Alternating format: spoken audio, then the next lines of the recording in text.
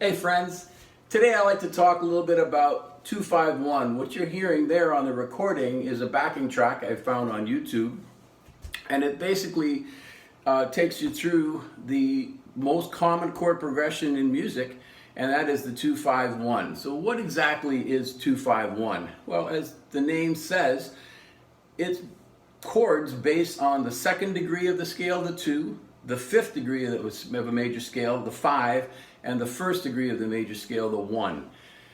In this case, as I mentioned, we're in B flat concert. So if B flat is the 1, then C would be the 2, 5 would be the F, and B flat would be the 1 chord at the end, hence the 251. As I mentioned, they're chords, so you could start off with a basic triadic idea on the second chord being a minor chord, so that would be a C minor. The 5 chord is an F chord, so F-A-C in concert, and in the 1 chord, you're back to your B flat major, B flat, D, and F. So if you wanted to just isolate just those triads of the 251, that would be a great place to start, keeping in mind this is in B flat as you heard from that backing track. So these are just the triads.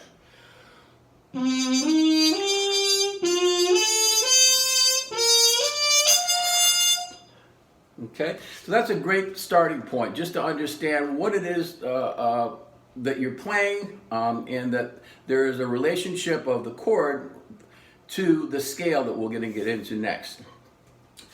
If you wanted to go one step further with these chords, they're actually 4-note chords, they're 7th chords.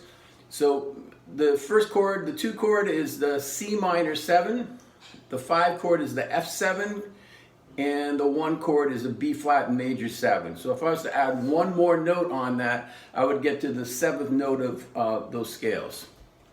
So this is 1, 3, 5, 7 scale degrees of each of those chords.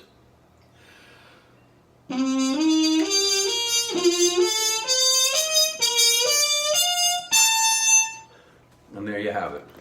So let's talk a little bit about the scales themselves. And we know a little bit about the chords and what you're hearing there in that progression. Most times people will just refer to the 2 chord as minor. Technically in this setting it's Dorian, which means it's a raised 6th degree, but pretty much a minor scale. The second one is on the dominant chord, the 5 chord.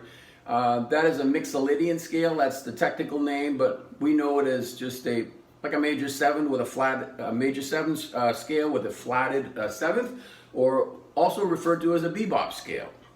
And then finally, the one that we probably know the best is just the major scale, or the fancy name being Ionian. Okay, so what you want to do at this point is actually just start to move around the scales over the 3 chords. A simple exercise might be to do this.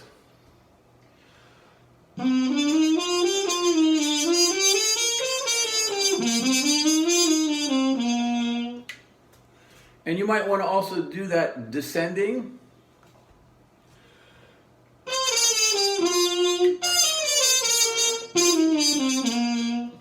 Okay, so anywhere that you can start to move around the scales and get fluid with the notes that you're using. Another thing you might want to do is use the thirds of the scale, like to move in the interval of thirds.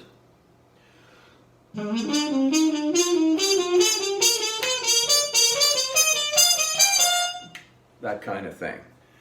Now, you don't want to have your solos sound like you're only playing scales, so it's important to be able to move around a little bit with these ideas.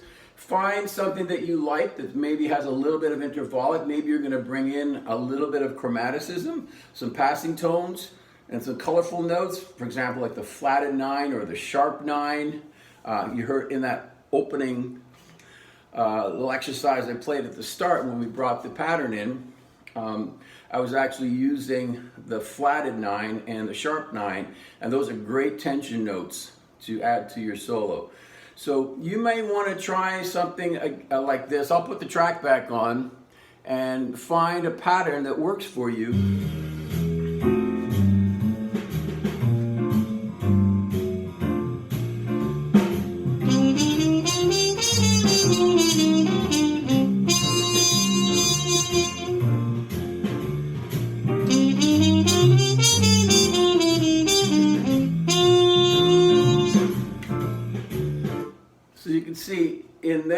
bringing in some chromatic notes, some intervallic notes, and it gets you out of the idea of it sounding just like a scale.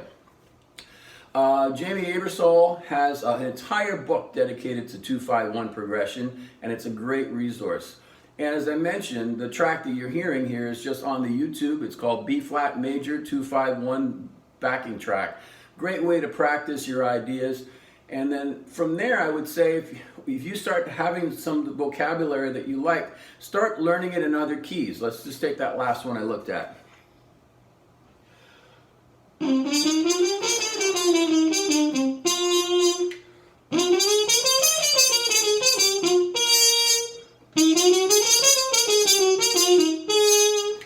And so on and so forth. So it gives you the ability in different situations to be able to play what you hear. That's a big problem I find with young improvisers, is they hear what they want to play, but they don't have the facility, they don't have the vocabulary and the knowledge when it comes to putting it on the horn. So the more we can move these ideas around in different keys, the better for us. And the beauty of the internet, again, with these backing tracks, I was just playing one before I got on here, and it was in B major. So they're all there, the great resources. I hope that helps a little bit, and look forward to seeing you down the road.